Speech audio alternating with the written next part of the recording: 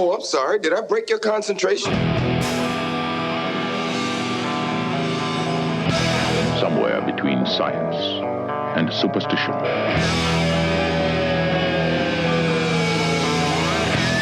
We have such sights to show you.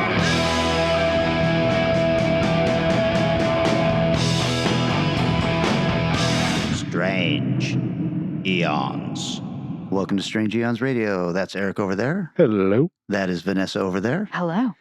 You know, we talk a lot about AI on this show and how quickly it is advancing. And last week, Vanessa, you brought up the Secret Invasion show with Samuel L. Jackson. Mm-hmm. Oh, yeah. And then there has been a big outcry over their opening credits, which are AI generated. Oh, that's right. And I watched it looking for it, and I thought, okay, it is kind of an uncomfortable credit sequence, but it does make me wonder why the premier animation company in the world couldn't come up with credits just like that using real animators. I don't understand. And they could just use what they have also. Like, I mean, are they just testing the waters? Like, what is... Well, I'll tell you what it feels like when the writers are out there striking and worrying about AI taking over. For a big company to do something like this feels like a big middle finger in their face, right? Yeah.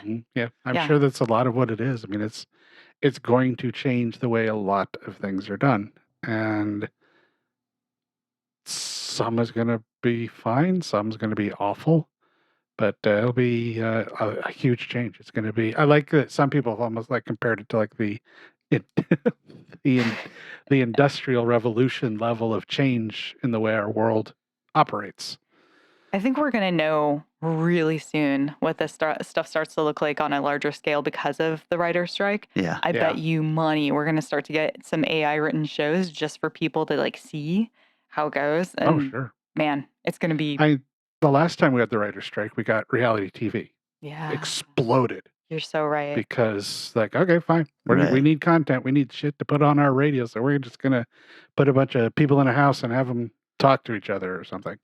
Well, you and I, Eric, have talked about this just, whenever we've gotten a drink or something. It's impossible to let a technology out for free to people and then suddenly say, you can't use this anymore. Yeah. It's not going anywhere. Yeah. Technology doesn't go backwards. Right. You can't go, I'm kind of tired of these smartphones. I just want a regular wired phone in my house. So everybody else in the world, you need to do that too. So, sorry, it's not going to happen. Yeah. And for my writer friends whom I love and support, I'm an ally in all of this, them saying we're never going to get AI that actually writes the human experience. I got news for you. We're not seeing good films and television writing right now anyway.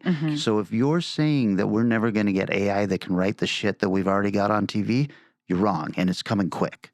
So, studios, or maybe, I guess it's going to be consumers. Consumers are going to have to be the ones who make this change. They're going to have to say, we don't want to watch stuff like this. Right. I mean, and there is some responsibility for sure to larger companies. Unfortunately, they are going to be the ones who are making choices and making decisions that are going to affect the rest of us. But of course, we can vote with our remote. But it's weird. I feel like the most obvious AI landing space for written content would be network television. Because if it watched however many episodes or, sped through of CSI or watch all the sitcoms ever made. Yeah. I think it could come up with some very middling content that already exists. We have a lot of horribly middling content for network television, but things like the really unique, wonderful stuff like Beef or Stranger Things or, things that really light everybody up and get them excited. I don't think it can touch that. I don't think it will touch that. I disagree 100%, unfortunately. Man. I don't think those shows are that original that AI couldn't come up with it by watching all the seasons of The X-Files or something like that. Well, there's also, we go back, we've had conversation on this. show many times on the idea of people calling things original or not original. Right. And this is stuff that's been going on for decades with movies like Abyss, or not the Abyss, the James Cameron Avatar. Mhm. That coming out or something like that coming out going, well, this is just Dances with Wolves. Like, well, yeah, there's 1,000 films that are Yeah. Dances with Wolves, Right. and real people wrote all of them. Mhm. So the borrowing of ideas and rewriting scripts that already exist is done by people too. Yeah. And sometimes it's done brilliantly and you get an amazing new version of that story. Most of the time it's done fine. And sometimes it's like, well, you just made the exact same freaking film. So I don't know. We don't really know where it's going to go. The idea that I think that's scariest about it is AI is, for mainstreamish, months old.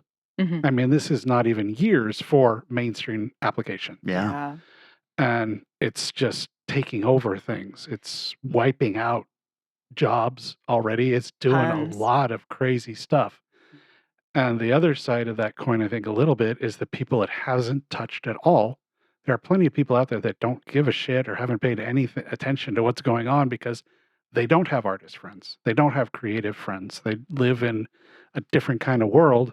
So it feels very different. So they're the idea of, oh, it's AI written, whatever, I don't care. It entertains me.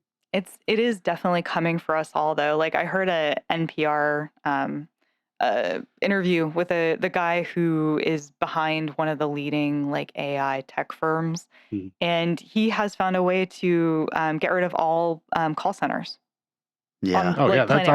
already, that's, Yeah, I mean, and it will resolve any question you have. It will be personable in a more interesting way than what you currently get.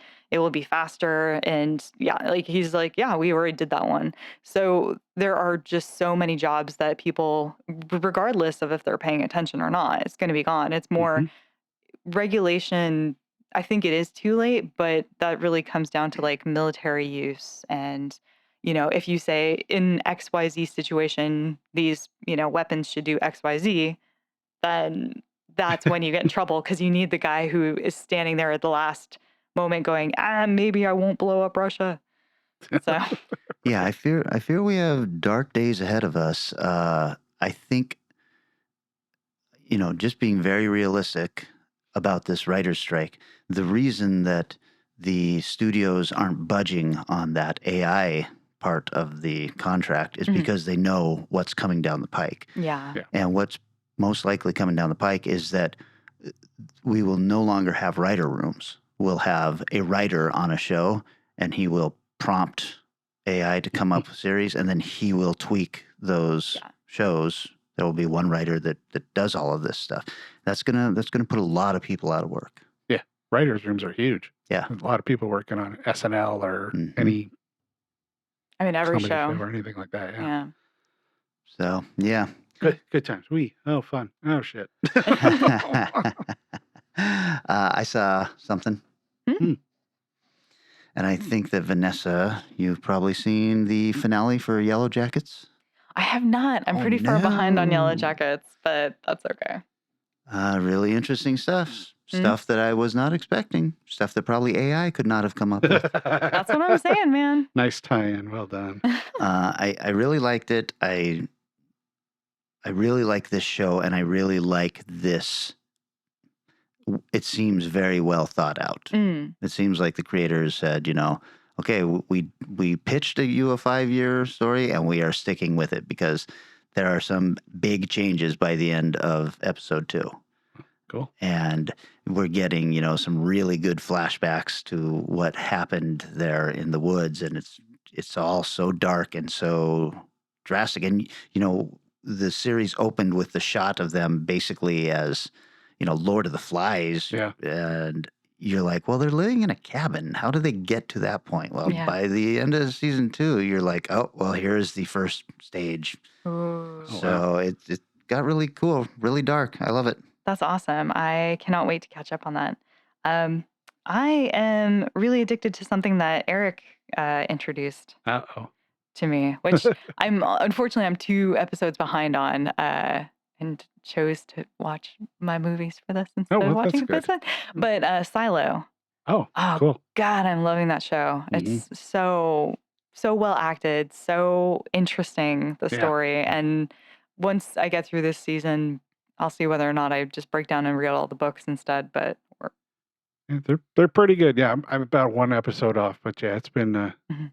a solid representation of the books, I think. Mm. I'm a couple episodes behind, but I agree. This has been some really interesting television. It's nice to see. Starting to feel like maybe I need to watch more things on Apple TV. Actually, almost everything I've seen on Apple is excellent. Yeah. It's weird. Like, pretty much, I mean, that's where Severance lives. That's where, I mean, they got Ted Lasso, right? So Yeah. they got a lot of great shit. They don't have a lot, but what's there is good. Yeah, that's probably a good indication. Mhm. Let's just throw it at the wall. No. Mm-mm. Speaking of maybe throwing it a little bit at the wall, I've started watching the Top Crawl or whatever you call it on Shudder again, like I did last year, just Mm. barreling through all of those. So I watched Kids versus Aliens. Oh, yeah. How was that? Have either of you seen this one? No.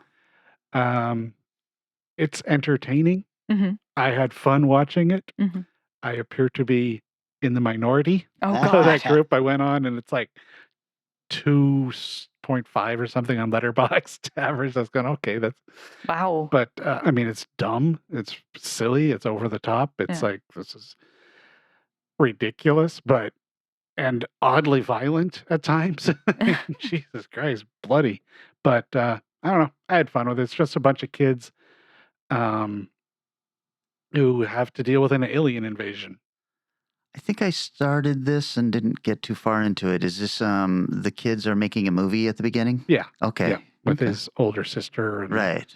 stuff. There's some, I mean, it's fine. It's also like 75 minutes long or something. So Nice. Breezy. Is it meant to be a kid's film? no. Oh, It's I mean, Okay. that could be part of the problem because it starts off feeling very much yeah. that way. But by the end, it's like, oh, Jesus Christ, man. Some of the tearing apart of people and stuff is like, okay, this is brutal. But yeah, I thought it was a fun, silly watch. So enjoy, hopefully. I rented a movie that was coming very highly reviewed and everything called She Came from the Woods. Huh. Oh, You guys I've heard of hear- that. I haven't seen it. No. It's a throwback 80s, not slasher in the woods, more like ancient evil in the woods. It's kind of Okay. it feels very much like an urban, Like Legend. kind of like that. It's just it's literally the story you would be telling around a campfire, Oh. and then the end of that story is always someone holds up the fake hook or something like that.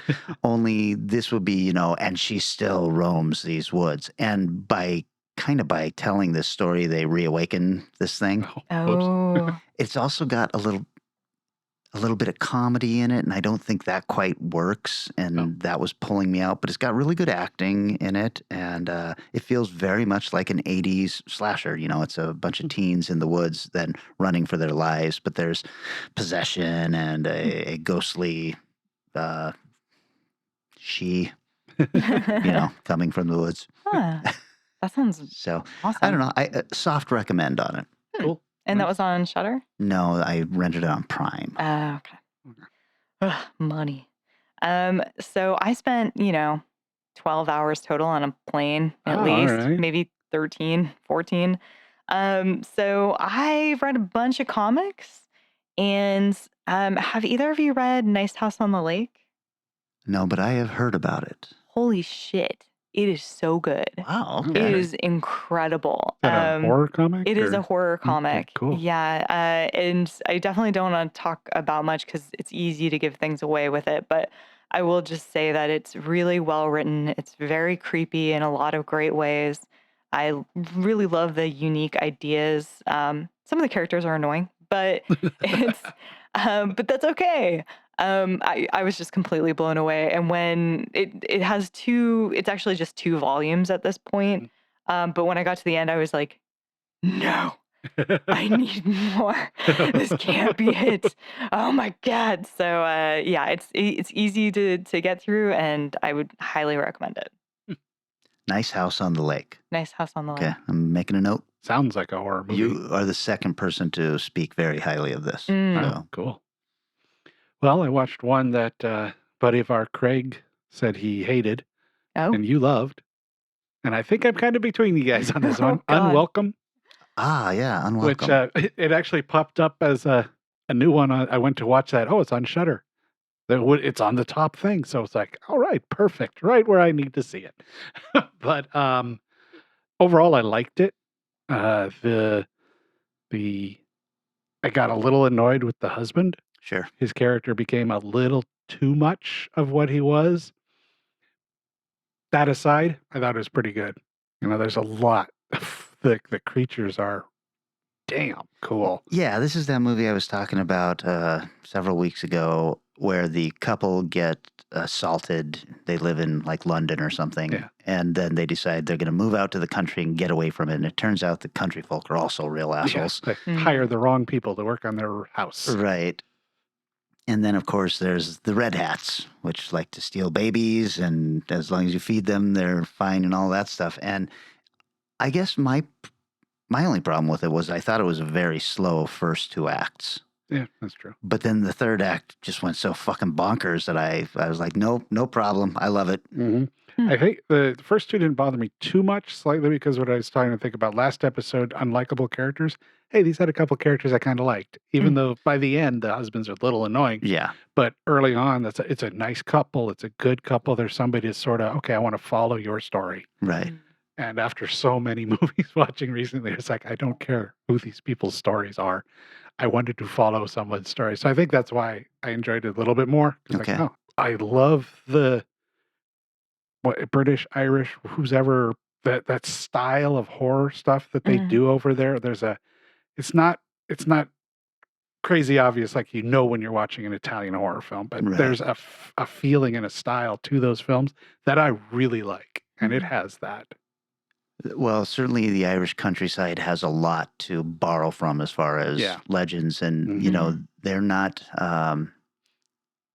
they've been around a lot longer than we have. Yeah. And so their legends, I think, are a little less sugar coated than ours are. Yeah, that's true. That's a good So, point. Yes. you know, I don't know. It was just when the gore came, I thought it was shockingly gory. And I was That just is like, true. oh, I didn't realize this is what movie I was watching. So yeah, I would say check it out, definitely. So That's the pretty unwelcome. cool. Yeah. Cool. Want to mention another one real quick that I saw that I was like, I'm glad I heard your review of it before watching the blank on the first word, 45, the Brooklyn Ghost 45. Brooklyn 45. Your description of it looks like a play done as a movie. Helped me enjoy the movie so much Oh, more good. because I went in knowing that, and Mm. everything you said is true. It's bizarrely lit and it's got some weird stuff. But if you go in knowing that, it is really a fun watch. It is really good. I But- mean, that's what was infuriating to me. It was like, God, I think this could have been a modern classic if it Mhm. was just a little moodier instead of so brightly lit. Yeah, it if I'd gone into it cold, not hearing anything, I'd be like, this is weird. Yeah. But thinking of it as a play done on film makes it play a lot better. You know what's neat is that director also did We Are Still Here. Oh, So really? he's not a nobody. Yeah. That would make a neat play. You, Yes. you could take that to a small theater and perform it. Yeah, that's So- true. Hmm. Maybe he's got a very strong theater background that we haven't looked into yet. You know, he told this amazing story on an interview that just about brought tears to my eyes. That he had this idea for this story, and his father was in the war Okay. and very old, and he wanted to talk to his father. His father was a paraplegic from injuries received in the war, Wow. and he told his dad the idea, and then he said, "You want to help me write it?" And his dad was like, "No." But he kept going to him and asking him questions to get things right. And he said that he was going to give his dad a consultant credit on it. And his dad was like, oh, all right, whatever. But he sent him the final script. He talked to his dad on the phone. His dad said, I think you nailed it. I can't wait to see this. His Aw. dad died 2 hours after that Oh, phone Oh call. my my God. God. Yeah. Jesus. So it's Ugh. dedicated to his dad, and I was just like, oh my God, this is heartbreaking. Oh, Mhm. That being said, I wish you had lit it better, you bastard. jeez. How about we take a break? That sounds Yeah. good.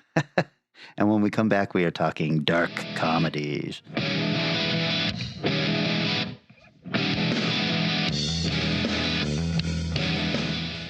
Turn up the fun with Ballsack. Turn it up. Put the Ballsack balloon in a sack. Blow it up now. Give it a whack. Turn up the fun with Ballsack. Hit it. Pour in some water too. I fly real crazy now. Ain't that cool? Turn up the fun with Ballsack. Check it out. And here's my little buddy, the Ballsack brat. Us two Ballsack, so where it's at. This is Fresh. Turn up the fun with Ballsack. Turn up the fun with Ballsack.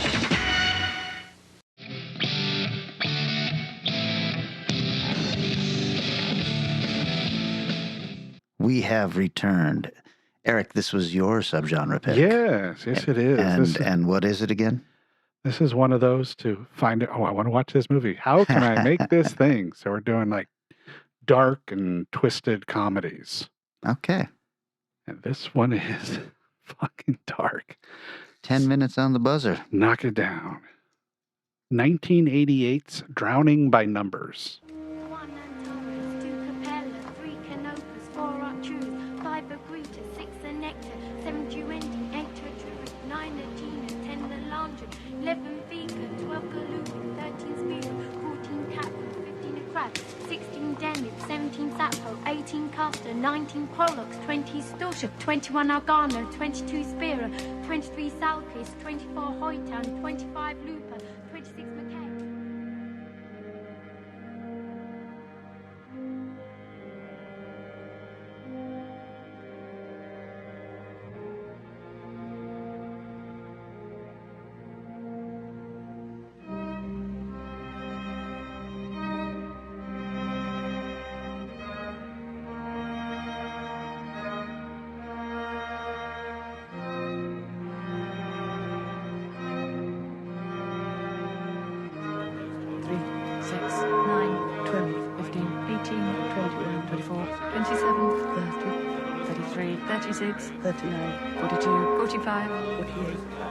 A bit inconvenient to have a heart attack in a bath, is it? It's a bit inconvenient to have a heart attack anywhere. What would you say if we said we don't agree with your verdict? I'd say you better find me some evidence to the contrary.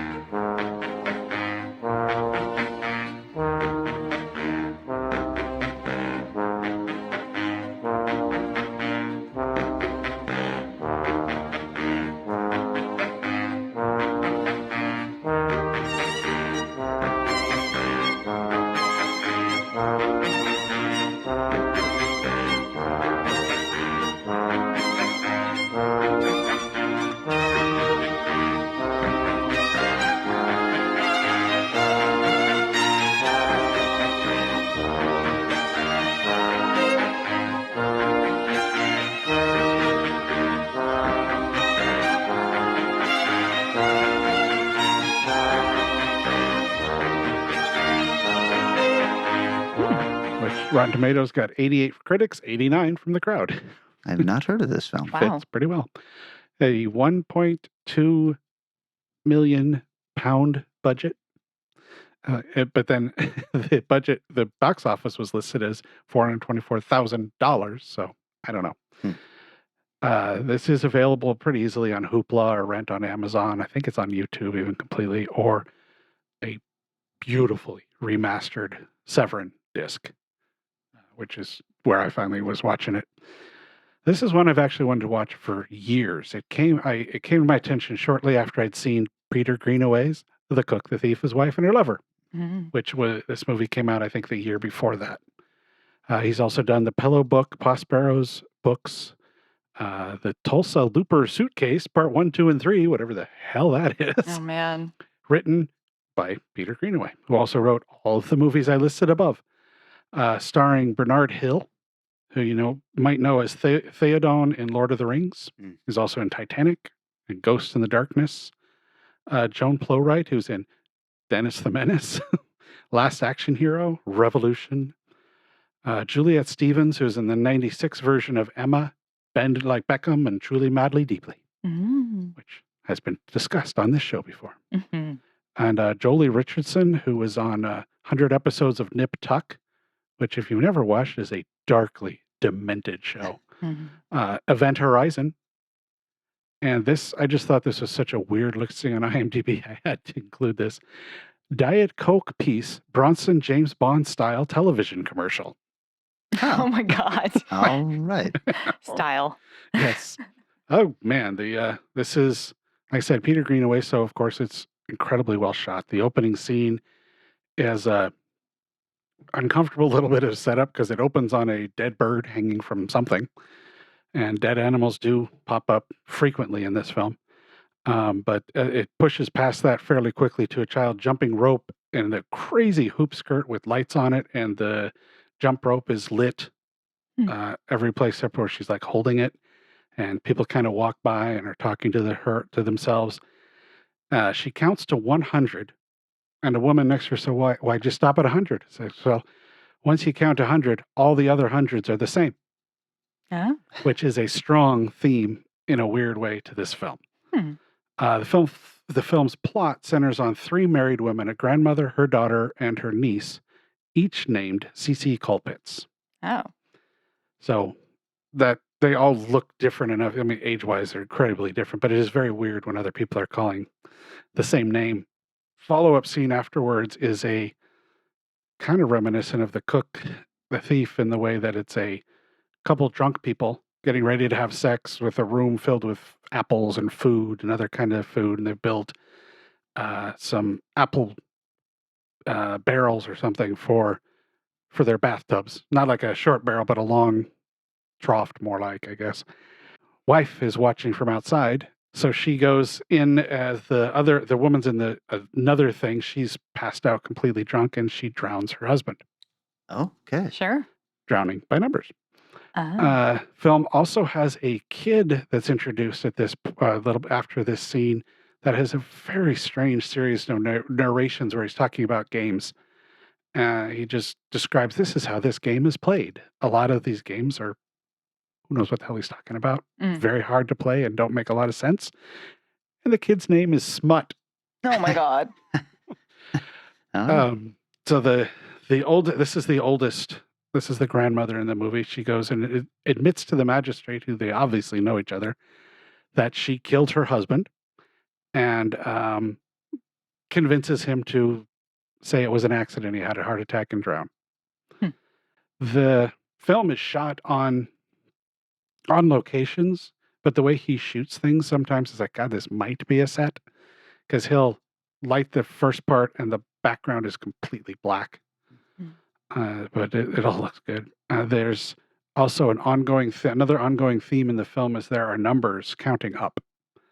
I didn't realize this until it's like number 15 or 16, and it goes all the way up to 100. And the 100 shows up on the climactic moment, which takes place on a boat. So I was like, okay, that's kind of cool. The game that Smut describes, which she does a lot of, they're really impossible to play, and most of them are made up.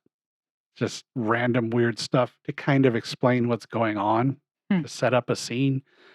Like there's a weird version of cricket being played on a beach that has really nothing to do with cricket outside of a ball and a bat. It's wild. And then the film repeats kind of 3 times. The daughter then kills her husband by drowning him. And then the niece kills her husband by drowning him.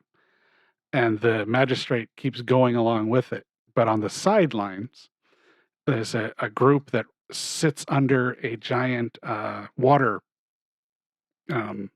silo and believes that this is all bullshit, that these 3 men have been murdered. It starts off with the one man murdered, and you've got a couple of people from there. And then when the next person gets murdered, they add a couple more people. The niece one's a little interesting because when her husband drowns in the ocean, there's a group of guys running by, and the guys with the right numbers for the way it's sequentially counting, break away and try to help her. Mm. So I think it's 71 and 72. And for the rest of the movie, every time you see them, they're in those same outfits. Hmm. Humor in the movie comes from the absurdity of what's going on and the callous nature and interesting ways the women look at what they're doing and why they're doing what they're doing. And it's all executed very well, incredibly well acted. And the reoccurrence of the dead animals is a little uncomfortable, but the really strange part is when the niece and her husband run into 2 dead cows on the road with bikes. They're on bicycles, and you hear this, and it comes back, and the bikes and them are spread all over these cows. Like, what the hell? But it all works. It's a very weird film. I guess I enjoyed it. I thought it was incredibly smart and interesting, and definitely one of those films I'm watching going, I think I'm missing a lot of what's going on here and could watch it again and get a lot more out of it. According to writer-director Peter Greenaway, there are 100 things, starting with the letter S, in Smut's room. Oh my God. And the magistrate room has at least 100 things with the letter M in his room. Oh. There are, as you're pushed through Smut's room, there's like framed bugs all over the place. And I'm pretty sure, I'll bet if you found, like, there's be 100 butterflies, and because it's all so planned out. And Greenaway asked for the film's musical score by Michael Newman to include, or to be entirely based on themes from Mozart's slow movement concerto in E flat, bars 58 to 61. And he uses versions of them throughout the whole thing, and they play in their original form 3 times after each guy is drowned. That comes back quite well. And I gotta say, I think there is a 0% chance that Wes Anderson has not watched a shit ton of Peter Greenaway movies. Wow. The flat shot, where he flattens all of his screens, it just sticks people in the middle of a scene to have them talk directly to the camera. Greenaway doesn't quite do that, but he does a version of it. I think it looks a lot better, but he does flat shots on people, but they're off a little bit. They're not just squared to the camera like he's starting to do now in Wes Anderson's films. And the colors are outrageous. There are gorgeous colors all over the place. It's not quite as obvious as The Cook and the Thief, where every room was themed a certain color, but the outfits are wonderfully colorful and they wear neat stuff. And the characters are always strange. They're always a little quirky and weird. It did win an award for Best Artistic Contribution to the Cannes Film Festival in 1988. And it came out a year before The Cook, the Thief, His Wife, and Her Lover. And is a film, like I said, could be rewarded with several watches. I think there's a lot more in this movie than this. And I thought it was great. Wow, I've never heard of this movie. Yeah, no, I haven't either. It sounds incredible. I came across a weird thing while looking about some stuff on this. For some reason, Criterion does not put out or has not put out Peter Greenaway's movies. What? Which is weird because they should. Yeah. I mean, his stuff fits right into what they do. But I'm not sure why. Maybe he's got a relationship with like Studio Canal or something. I don't know, but his stuff's not very available. Like The Cook, the Thief has been on and off all the time. This version on Blu-ray is the first time it's been available in the U.S. in a very long time. It's been available in Britain quite a bit because it's a British-made film, but not in the U.S. very much. So his stuff's oddly untapped for that. And they even got really interesting interviews with him for this disc, which I guess he doesn't do very much, and audio commentaries and all kinds of shit. Severin really went all out to make this a Criterion level release. Wow. Well, okay, Vanessa, I know how much you love comedies, so Let's I see how cannot this went. wait to see Yeah. what you came up with. Here's Sure. 10 minutes. Well, I went with a pretty obscure dark comedy film. I don't know if either of you would have seen this. The 1996 film The Cable Guy.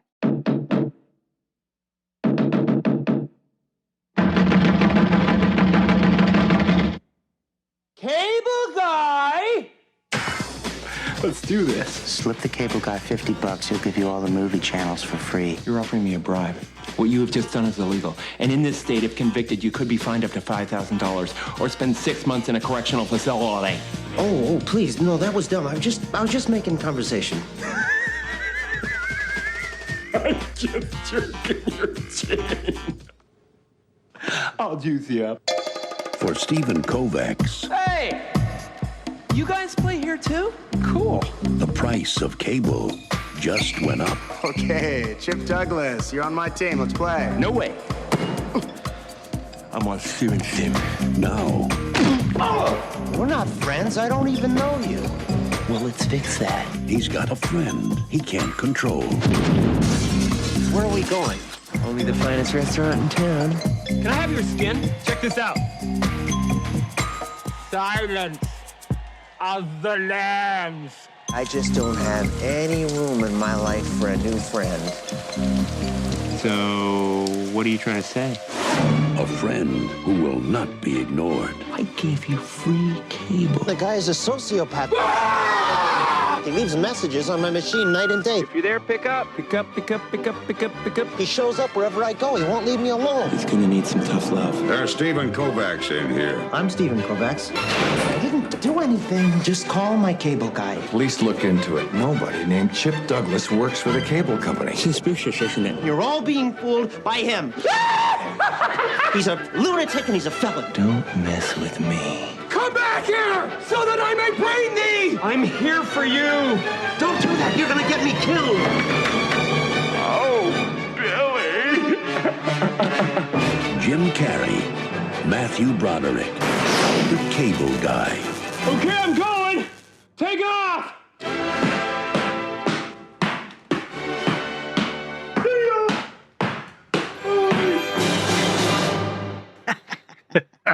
I have seen this. Yes. Weird. Yeah, Shocked, definitely. Actually. A Weird. few times. I had never seen it before. I remember in the 6th grade, my best friend at the time, Elise DeGotti, making a lot of jokes I did not understand and getting increasingly irritated about the whole situation. And now I finally understand what they were about. So, Did you reach out to her? no, we don't speak anymore. Okay. Yeah, I'm sure she's living a great life. Rotten Tomatoes score of 55% from critics and 51% from audience. Budget of $47 million. It was considered to have done poorly with a box office of $102.8 million. Oh.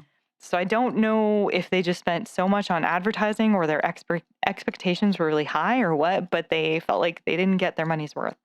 Directed by Ben Stiller. He has directed 56 things, including Reality Bites, The Ben Stiller Show, Cable Guy, of course, Zoolander, Tropic Thunder, The Secret Life of Walter Mitty, and most recently, Severance. He's acted in 133 things, a lot of those, plus Tropic Thunder, There's Something About Mary, SNL, lots of episodes of SNL, Reality Bites. Like, he's been around for a while. If you don't know who he is, then I think that you don't watch movies. It's written by Lou Holtz Jr. This is his only writing credit. Wow. We'll get into that later. It's produced by Judd Apatow, starring so many people. Jim Carrey, 65 credits, including The Mask, Ace Ventura, Eternal Sunshine of the Spotless Mind, and recently Sonic the Hedgehog, and The Weeknd music videos. Huh. He's in a couple of them. I was like, I guess I gotta watch these. What the fuck? Matthew Broderick also is in this. 83 credits. We have talked about Matthew a number of times. He was in SAR episodes on War Games and Godzilla. You would also know him from Ferris Bueller's Day Off, The Producers, and many other films. And Leslie Mann is in this. 46 credits. She was in George of the Jungle, Knocked Up, This Is 40, Vacation. She's also known as Judd Apatow's wife. Oh. She is one of those people who every time I saw her up until the movie This Is 40, she's just like almost unreadable and like a really strange actress in that you feel like she's just kind of given I don't know. She's just so middling. But then I think at some point I finally figured it out. Anyway, also in this movie, Jack Black, George Segal, Ben Stiller, Eric Roberts, Janine Garofalo, Andy Dick, David Cross, Owen Wilson, Kathy Griffin, and Bob Odenkirk, who has one line. Wow. Yeah. Basically, anybody who was like an indie comic at the time is probably going to walk through this film at some point. The story follows architect, I wrote his name down wrong. Stephen Kovacs moves into an apartment on his own after him and his girlfriend decide to take time apart. Robin, his girlfriend, freaked out when he proposed to her and made him move out. While waiting for the cable guy, his friend, Jack Black, tells him he should slip the guy a 50 and get all the free movie channels. When the eccentric-ass cable guy arrives very late and very eccentric, Stephen works up the courage to ask him, and upon doing it, in a fit of gratitude, he agrees to hang out with Chip, the cable guy, the next day. The two become kind of friends. Stephen seems to hang out with him mostly because he doesn't know what else to do with his time, and he feels really bad, and Chip is just so over the top and like kind of forceful that he just ends up becoming his best friend. Chip weeds his way into his life, showing up at like his kind of work basketball game, then his parents' house, his girlfriend's house, even breaking into his apartment to fill it up with incredible sound and TV equipment. Chip has a very special way of showing his thanks. After a party where Stephen sleeps with a cute girl who Chip invited over, he finds out she was actually a hired prostitute. And so Stephen decides to end their friendship. Chip makes it up to him without his knowledge by breaking up a date between his girlfriend and Owen Wilson, and then going into Robin, his girlfriend's place, and giving her cable and basically saying, oh yeah, like this was, Steve's idea, and yeah, he won't stop talking about you. Basically, he finds a way to kind of get him back into the good graces. So when Robin comes around and is like, hey, maybe we should start seeing each other again, Chip expects that his best friend will be grateful. But instead, Stephen says, I'm not going to have time for you. Kind of breaks up with him in the rain. It's like, I'm sorry, pal, but I got to really make this work. And so Chip does not take kindly to this. And if he can't be his best friend, he's going to be his worst enemy. He starts ruining his life. He gets his friends, family, girlfriend, coworkers, and everyone to think the worst of him. He gets them in jail. He gets them fired. And of course, because Chip is friends with everybody, because he gives them all their cable and gives them favors and is the preferred cable guy for them, he's in with like the police and other random people. And so everywhere that Stephen goes, things go bad. Eventually, things build up to a big climax where they are battling on a satellite dish. This film is insane. Yeah. It's really insane. There were definitely a couple of points where I did laugh because it was just so insane. And Jim Carrey is bringing it so hard. Yeah. And everyone around him is trying so hard to be the straight man and not laugh or break into smiles, and constantly. Like he's beating the crap out of Owen Wilson, and Owen's like face is like wet and on the ground and being smushed against it, and he's just smiling. And you're just like, man, of course Jim Carrey is like doing a ton of improv, so people just don't know what's going to happen a lot of the time. Also, a note, everyone was really thin in the 90s. Fuck, Jack Black is like one of the thinnest characters in here. I was like, what is happening? Everyone is really small. Jim Carrey looks great, and he still looks great, but trivia. While the filming of the scene where the cable guy is playing basketball, it became obvious that Jim Carrey could barely dribble a basketball, never mind make a basket. So Ben Stiller had Carrey mime the action without a ball, and VFX added the basketball in post-production. When Jim Carrey was negotiating his $20 million salary for the film, he insisted that his attorney and two managers all wear Ace Ventura dressing gowns so as not to lose their sense of perspective. Matthew Broderick was paid $2 million. He is technically the star. Although Judd Apatow, as I mentioned, he received a credit as a producer, he was also one of the film's writers. He was denied a screenwriting credit by the Writers Guild of America and challenged the ruling, claiming that he wrote much of the movie's dialogue and many of the scenes. The novelization restores his credit as writer, which is a weird way to get that.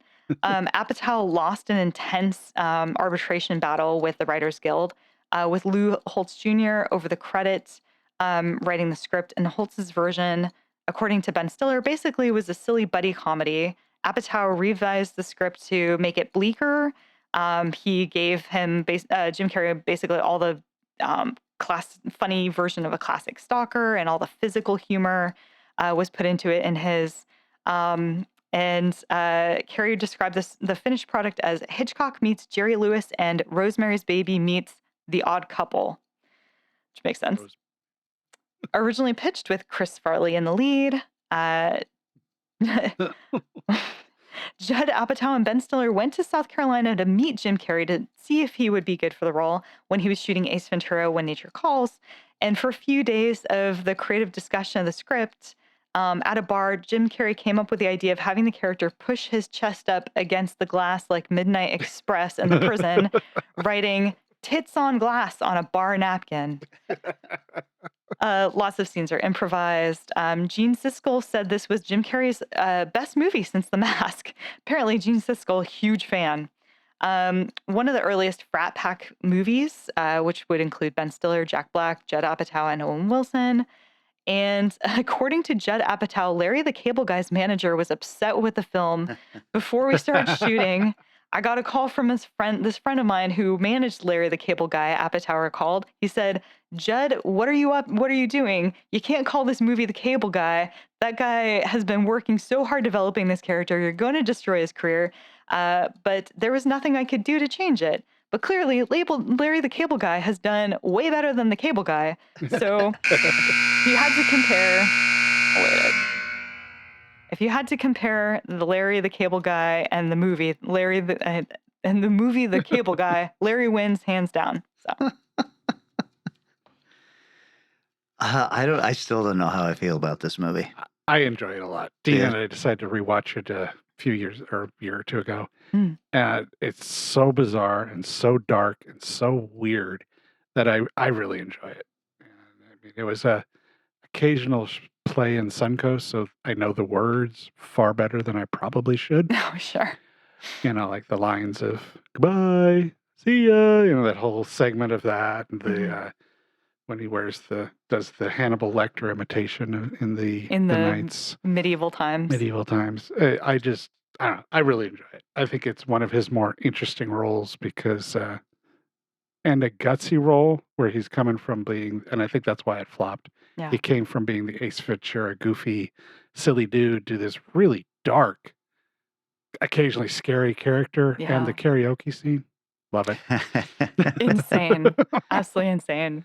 I remember liking moments of it, but overall it didn't work for me. But I mean, Jim Carrey's performance, I think, is really astounding. And as somebody who can appreciate acting, I'm like, fuck. Yeah. The energy and the constant, like, just stuff he's bringing to this film that just, you feel worried for everyone around him. Like he's going to smack them or scare them or crash something. Yeah. But it's a fascinating watch just for that. I think maybe that's part of my problem. You know, I have anxiety around people like that. Oh, yeah. And it's just so uncomfortable. Everything he does is just like, nah, I would kill myself rather than hang out with this person. It's a stressful movie. Yeah. It's a really stressful movie. Yeah. Okay, I'm giving myself 10 minutes now. And I am talking about, from 2010, Super. Frank. I knew I was losing her. Excuse me, have you seen my wife? I don't think she wants to see you anymore. What? Sarah! Don't touch my car again. I'm going. That's not the kind of touching I meant. Jock, he stole my wife. Can you arrest him? Sometimes it's better just to accept these things. Batman, batarang, pipe bombs, utility belt. Utility belt. Green Arrow has a bow and arrow. Okay. Why do you need all those? I'm making up my own superhero. He needs a weapon. That'll do. Cool. All it takes to be a superhero is the choice to fight evil. Shut up, crime. Don't steal! Don't deal Real drugs. Don't molest kids. Brutal assault by the Crimson Bolt continued last night. Are you him? No. That's cool. I could be your kid's sidekick. Ta-da! How do I look? That's inappropriate. Frank is the only thing that will save me. We will take those suckers down. That's good. Let's do this. You just sit here and wait for crime to happen? That's right. This is so boring. Yes, I can tell you now it's looking. You're not supposed to kill him. I'm just learning. You have to teach me these things. This is not about good and evil. This is about she loved me more because I am interesting.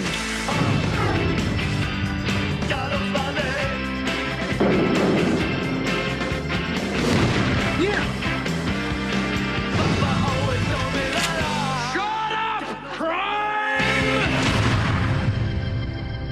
Face the wrath of the Crimson Bolt!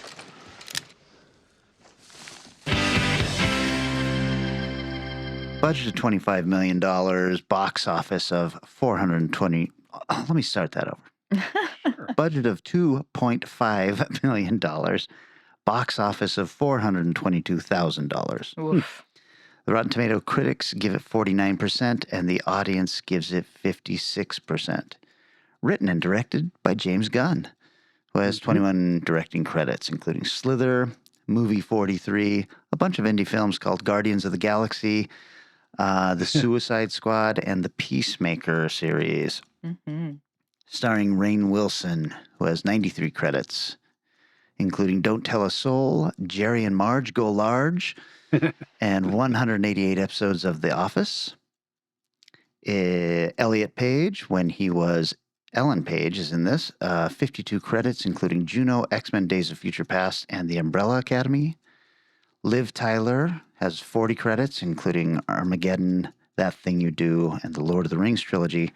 Kevin Bacon is also in this. 106 credits, including Tremors, Stir of Echoes, Hollow Man, and most recently, the Guardians of the Galaxy Holiday Special, and then a bunch of names that you would recognize if you watch James Gunn films, like Greg Henry, Michael Rooker, Sean Gunn, Stephen Blackheart, Linda Cardinelli, Nathan Fillion, Sean Gunn is in this twice, apparently, and even Steve Agee, who is the guy with the bad beard job in Peacemaker. He is in this film. Oh. Have you both seen this film? Yes. No. Oh, Vanessa, I'm going to ruin this film for you. That's okay. I think you would like this. I probably will watch it eventually. Well, the movie starts out with an animated dance sequence of the superheroes in this film. Very similar to Peacemaker, with a lot of the same movements Oh my that they gosh. are doing. Totally. And I thought, oh, this is Whoa. interesting. And then we meet Frank. He is a short order cook. He only has 2 good memories from his life, and he has drawn them and put them on his wall. One of them is marrying his wife, Sarah, and then there is an incident where he showed a police officer where a purse snatcher had run past him, and the police officer says, "Thanks, buddy." These are the 2 good moments in his life. It's pretty obvious that he's a bit of a loser, and he's kind of mentally unbalanced, and not exactly in a great way. Not in a cute, quirky way, like in possibly a dangerous way. Sarah is getting bored with him, and she's hanging out with deadbeat friends that are getting her into drugs and stuff. And even one morning, Kevin Bacon just shows up at their apartment looking for Sarah, and you can tell that he's kind of a bad man, a crime boss kind of guy. And in a very humiliating scene, Frank makes breakfast for him. Ah. And then a couple days later, Sarah has left Frank for Jacques, which is Kevin Bacon's character's name. So Frank goes to the club Jacques owns and tries to get her back, but Frank's goons beat the shit out of him, and he goes home sinking into a very deep depression. In this depression, Frank has a vision where he is touched by the finger of God and tentacles and all sorts of crazy stuff. And he meets the Holy Avenger, which is a superhero from a public access TV show. I don't even know if that's a thing anymore. Public access TV, is that really? It might be, but I don't imagine it's very popular, even by that standard. Yeah. Nathan Fillion plays the Holy Avenger, of course. He's decked out in a cape and a mask and all that, and he's very Nathan Fillion-ish. The Holy Avenger tells Frank that God has chosen him for a special purpose, to be a real-life superhero and fight crime. So he goes to a local comic book store, and one of the workers, Libby, is very eager to help him because she thinks he's making a new comic book. So he ends up creating a very basic red superhero costume and calls himself the Crimson Bolt. His weapon of choice is a pipe wrench. And he decides to start fighting drug dealers and child molesters with the catchphrase, "Shut up, crime!" Oh my God. But let's not forget that Frank is very mentally unbalanced, and he even puts on the costume and beats a man with his wrench simply for cutting in line in front of him at a movie. So the cops are really wanting to find the Crimson Bolt. Finally, Frank thinks he is ready to rescue Sarah from Jacques, and he goes after her at the man's well-guarded mansion. It does not go as planned. Not only do they shoot him in the leg, but as he is escaping in the car that they can clearly read the license plate of, they recognize who he actually is. God. So he can't even go home. So he ends up showing up at Libby's house during the middle of this party she's having, and he admits to her that he's the Crimson Bolt. And by this time, we have realized that Libby is also somewhat unbalanced. She is very, very excited to kick everybody out of her house and then dig the bullet out of his leg. He's telling her, pass straight through. You don't need to dig the bullet. But she's very excited to do stuff like this, pours hydrogen peroxide on the wound. Yeah. And then she also wants to become his teenage sidekick, like Robin or Bucky or even Toro.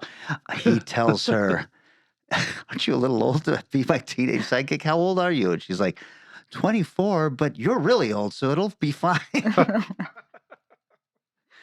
However, it turns out that she's even more unhinged than Frank, and she nearly kills a dude that she's almost positive vandalized a friend's car. And Frank tells her that she absolutely cannot be his sidekick. That changes when she rescues him from nearly getting killed when Jacques' henchmen show up. She rescues him by slamming the car into one of the henchmen at a brick wall and, killing him. So, confirming that they are now a dynamic duo, they start training and creating weapons so that they can go rescue Sarah from Jacques' well-guarded mansion again. Will they succeed? This is a James Gunn movie, a very early James Gunn movie. So even if they do, it might not be the way you'd think. Good point.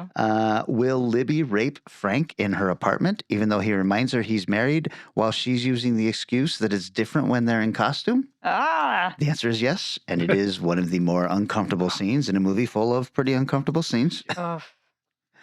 And will Libby get her head blown wide open during the rescue attempt in probably the most gruesome shot of the movie? That is for you to find out, but you have been warned. Let me tell you, it is a uncomfortable shot. No pun intended. This is, unsurprisingly, a really solid movie. James Gunn had already been in the business for a while, so it's not a shock that he was able to put together something so strong on a very limited budget.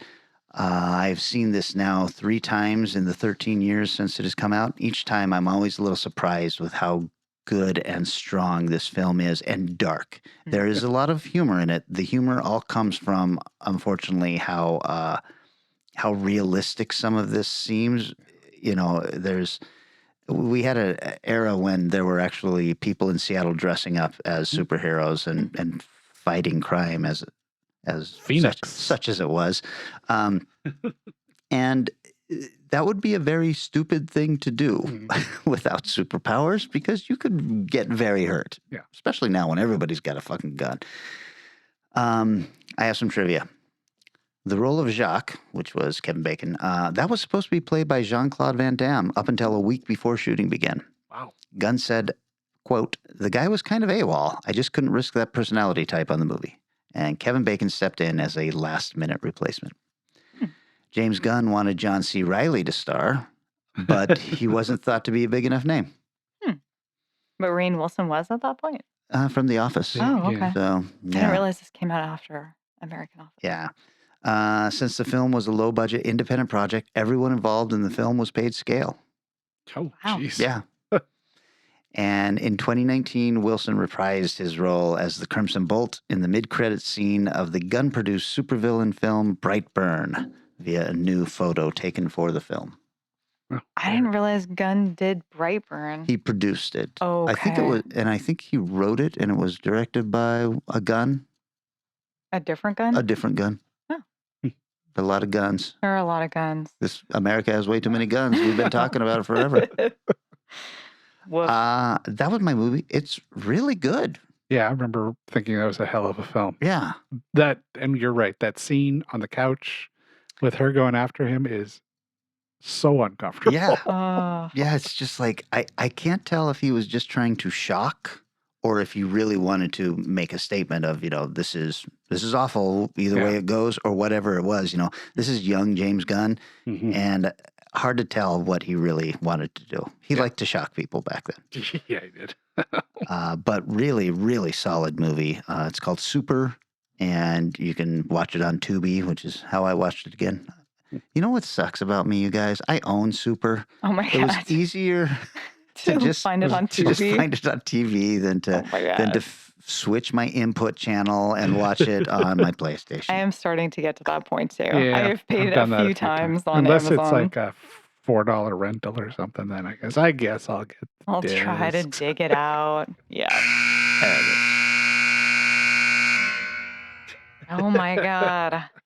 Okay, you guys, that means it is my choice for the subgenre next week. And I have something cool in mind because there's a movie I want to watch. Hey, best way to do it.